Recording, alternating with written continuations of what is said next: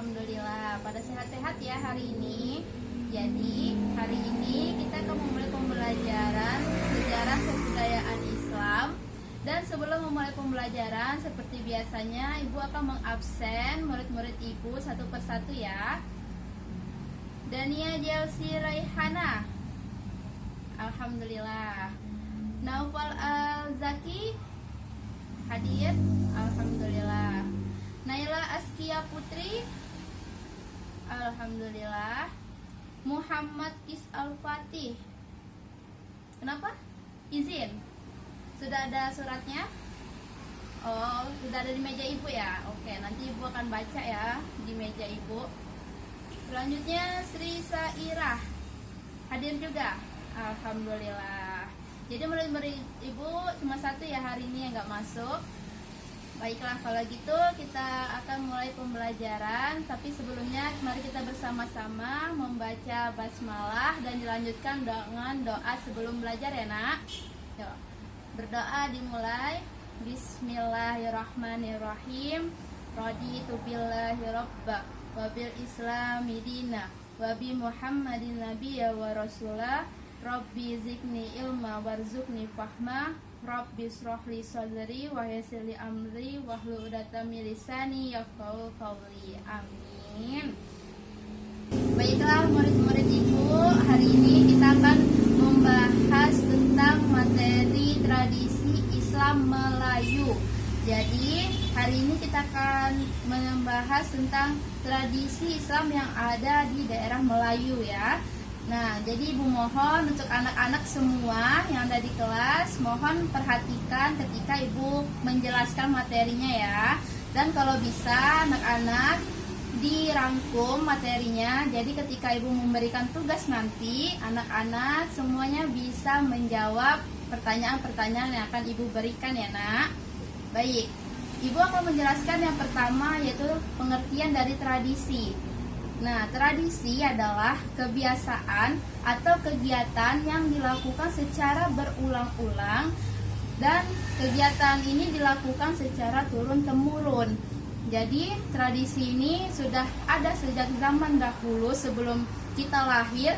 Biasanya tradisi ini merupakan adat istiadat di berbagai macam daerah dari Sabang sampai Merauke yang ada di Nusantara.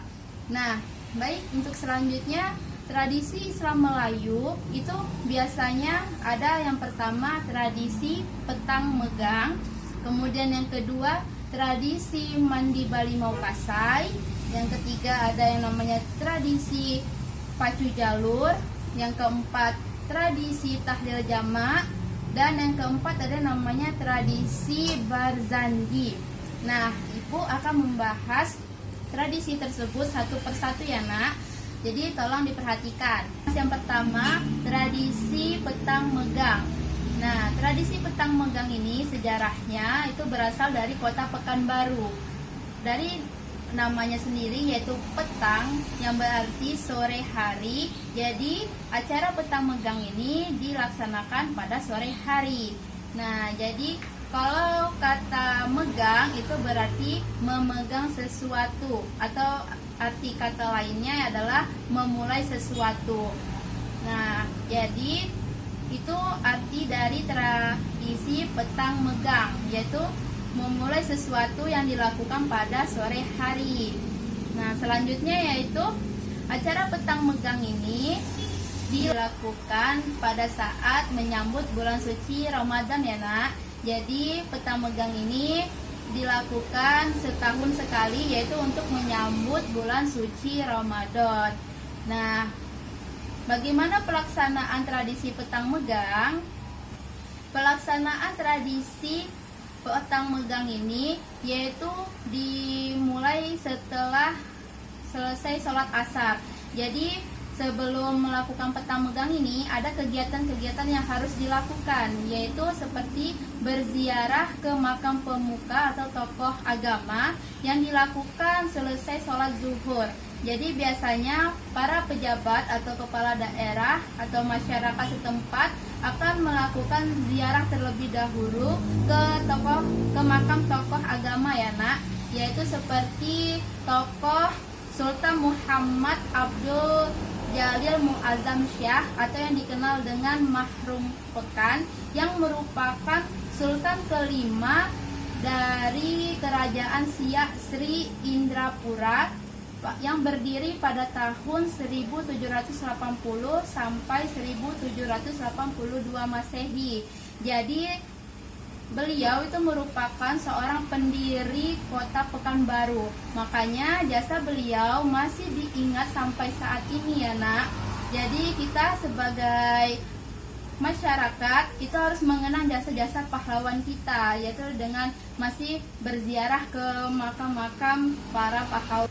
Jadi kita sebagai masyarakat harus tetap mengenang jasa para pahlawan kita ya nak. Nah, setelah selesai melaksanakan ziarah secara bersama-sama, masyarakat setempat biasanya akan melakukan sholat berjamaah, yaitu melakukan sholat asar di kota Masjid Raya Pekanbaru. Kemudian setelah melaksanakan sholat asar, barulah mereka melakukan kegiatan petang megang ini di Sungai Siak ya nah. Jadi penempatan acara petang megang ini dilakukan di Sungai Siak. Dalam kegiatan tradisi petang megang ini yang harus diketahui adalah bahwa masyarakat itu tidak boleh mandi secara bersama-sama karena mereka harus menjaga aurat mereka masing-masing. Jadi yang bukan mahram itu tidak diperbolehkan untuk mandi secara bersama-sama. Dan biasanya untuk kegiatan petang megang ini dilakukan oleh anak-anak yang berada di kawasan acara tersebut. Nah, jadi itulah pelaksanaan dari tradisi petang megang ini. Selanjutnya adalah tujuan dari petang megang ini, yaitu tujuan dari petang megang ini adalah untuk mengenalkan atau mengembangkan tradisi budaya petang megang yang ada di kota Pekanbaru agar tetap lestari. Jadi untuk setiap tahunnya tradisi ini tidak terlupakan, jadi tetap dikembangkan. Dan juga tujuan lain dari kegiatan petang megang ini adalah untuk meningkatkan perekonomian warga setempat, karena dalam kegiatan ini para warga diperbolehkan untuk berdagang. Jadi untuk para warga yang ingin berdagang makanan, minuman itu diperbolehkan dalam kegiatan petang megang ini. Nah, bagaimana anak-anak? Apakah sudah paham dengan tradisi petang megang ini? Ada yang ingin bertanya? Nah, alhamdulillah, berarti sudah paham ya kalau nggak ada yang bertanya. Nah, untuk selanjutnya, inilah contoh dari kegiatan petang megang. Ya, bisa lihat di papan tulis ya anak-anak. Nah, itulah kegiatan dari petang megang yang dilakukan di kota Pekanbaru. Jadi, untuk kegiatan ini, anak-anak sudah tahu ya gimana kegiatan yang dilakukan di kota Pekanbaru ini. Baik, untuk selanjutnya yaitu tradisi mandi Balimau Kasai. Sejarah dari mandi Balimau Kasai ini itu biasanya dilakukan di Kecamatan Kampar, Kabupaten Riau. Nah, jadi mandi Balimau Kasai ini biasanya menggunakan jeruk atau limau, yaitu jeruk yang biasa digunakan adalah jeruk nipis, jeruk kapas, atau jeruk purut. Nah, mengapa menggunakan jeruk? Karena jeruk identik bisa membersihkan kotoran atau menghilangkan bau-bau yang tidak sedap. Makanya masyarakat setempat itu biasa menggunakan jeruk untuk melaksanakan tradisi tersebut. Dan kasai itu adalah pengharum atau wangi-wangian untuk rambut. Jadi biasanya menggunakan sampo untuk pengharum rambutnya. Dan biasanya masyarakat Kampar itu percaya bahwa dengan menggunakan kasai itu bisa menghilangkan rasa dengki yang ada di dalam kepala mereka. Nah, itulah adat istiadat yang ada di daerah Kampar, Riau. Lalu bagaimana pelaksanaan dari mandi Balimau Kasa ini? Dalam pelaksanaan mandi Balimau Kasa ini yaitu biasanya masyarakat itu tidak diperbolehkan untuk mandi bersama artinya jika bukan mahramnya. Jadi kalau bukan mahram itu tidak diperbolehkan untuk mandi bersama ya anak-anak, harus menjaga auratnya masing-masing. Nah, kemudian makna dari mandi Balimau Kasa ini yaitu untuk mengikat tali silaturahmi antar masyarakat. Kemudian yang kedua, sebagai simbol untuk mensucikan diri sebelum menyambut bulan suci Ramadan. Jadi mandi Balimau Kasa ini juga dikenal dengan mandi taubat. Dan yang selanjutnya yaitu mandi Balimau Kasa ini bertujuan untuk membersihkan diri mereka sebelum memasuki bulan suci Ramadan. Gimana anak-anak? Udah paham belum dengan tradisi mandi Balimau Kasa ini? Nah, semoga anak-anak semua pada ngerti ya dengan mandi Balimau Kasa ini. Dan kita lihat yuk gimana contoh dari tradisi mandi Balimau Kasa ini. Inilah contoh mandi Balimau Kasa yang ada di Kampar, Kepulauan Riau.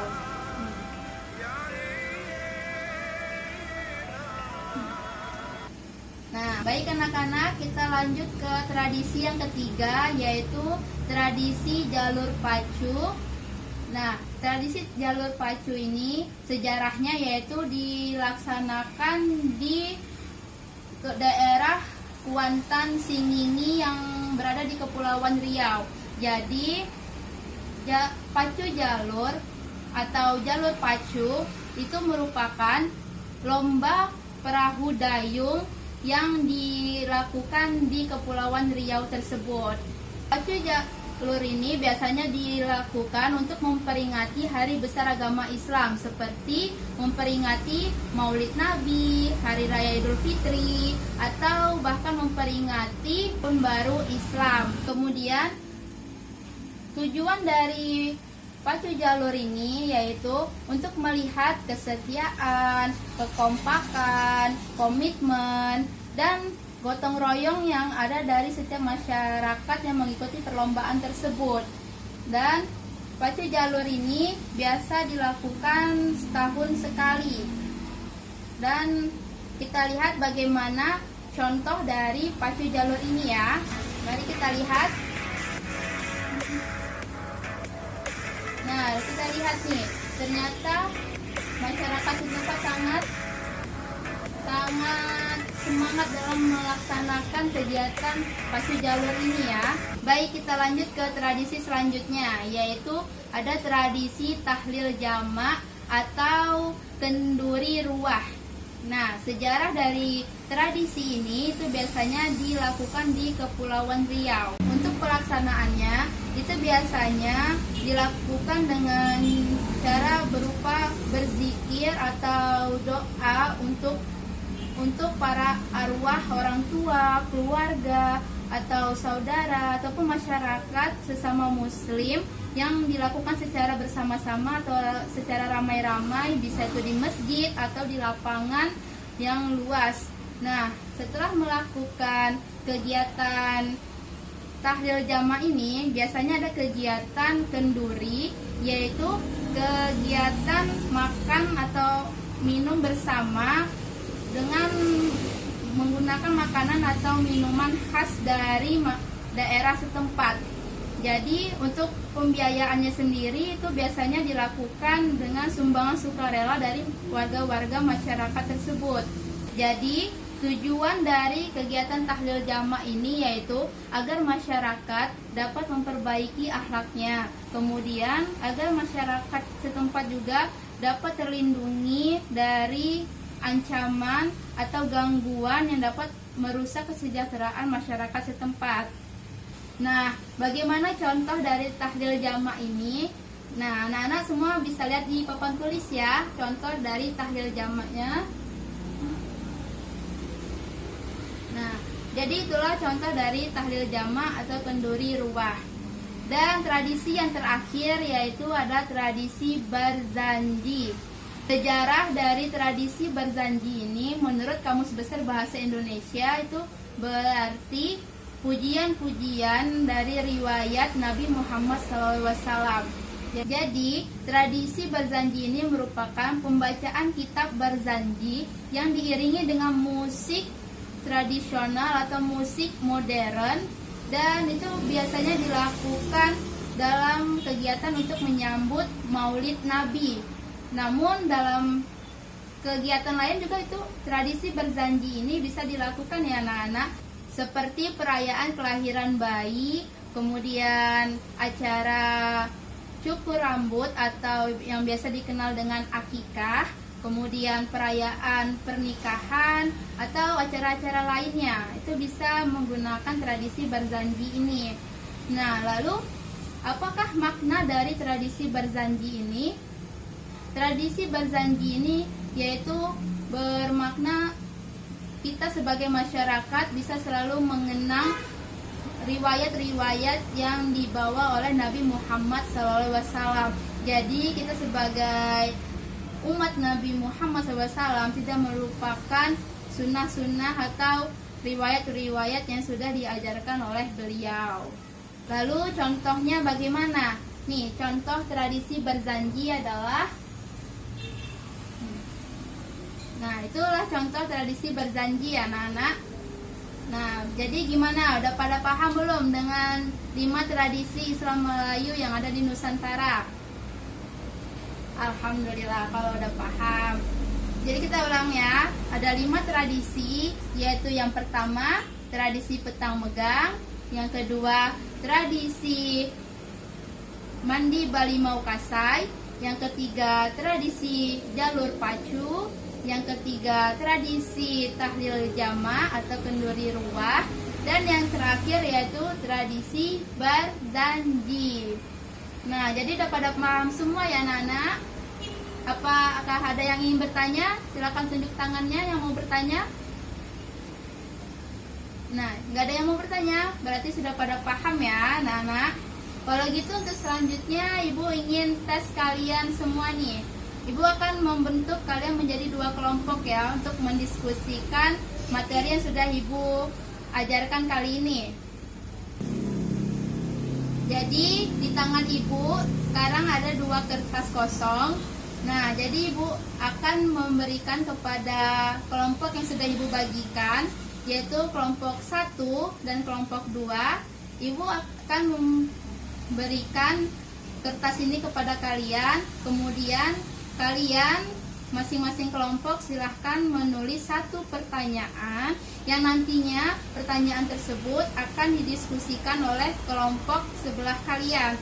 Begitupun dengan kelompok kedua, silahkan tulis 1 pertanyaan, nanti pertanyaan kalian akan dijawab oleh kelompok pertama. Yuk, ini Ibu berikan.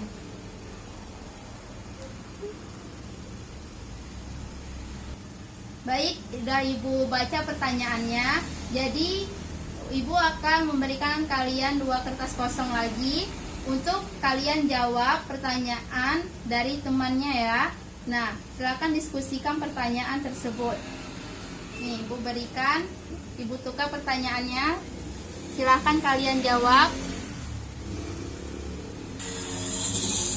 Jadi silahkan kelompok pertama untuk menjawab atau mendiskusikan pertanyaan yang sudah diberikan dari kelompok kedua, dan kelompok kedua silahkan untuk mendiskusikan pertanyaan yang diberikan dari kelompok pertama ya.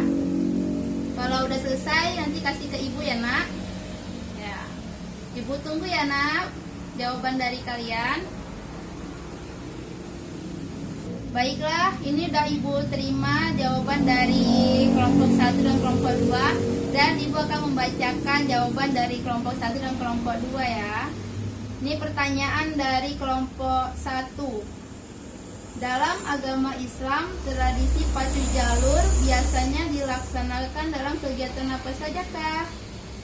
Dan jawaban dari kelompok kedua yaitu tradisi pacu jalur biasanya diadakan untuk memperingati hari besar agama Islam seperti Maulid Nabi, Hari Raya Idul Fitri, dan tahun baru Hijriyah. Ini diskusinya baik nih, benar jawabannya. Jadi memperhatikan ya. Untuk selanjutnya dari pertanyaan dari kelompok kedua, yaitu dalam tradisi mandi Balimau ada yang namanya upacara tonggak tongkul. Apakah yang dimaksud dengan upacara tonggak tongkul? Dan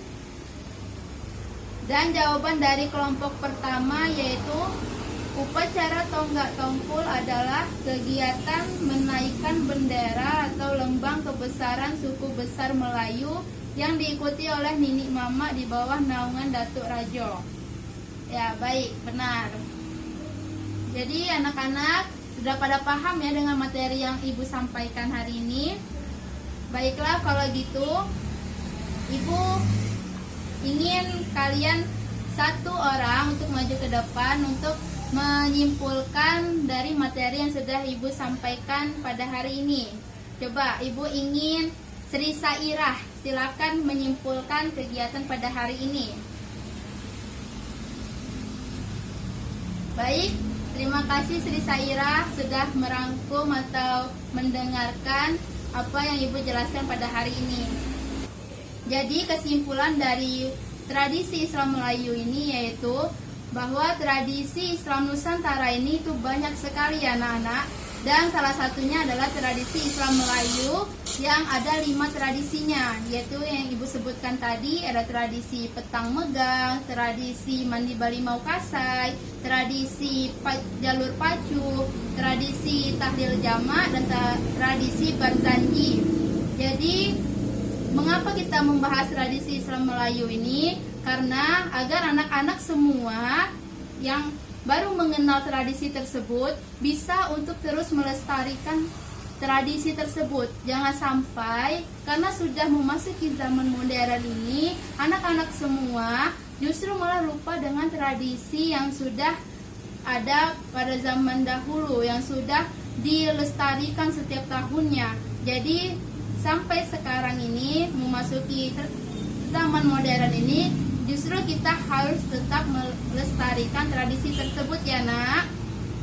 Baiklah, kita tutup pelajaran pada hari ini yaitu dengan membaca hamdalah yang dilanjutkan dengan doa kafaratul masjid, yaitu Alhamdulillahirabbil alamin, Subhanakallahumma wa bihamdika asyhadu alla ilaha illa anta astaghfiruka wa atubu ilaik.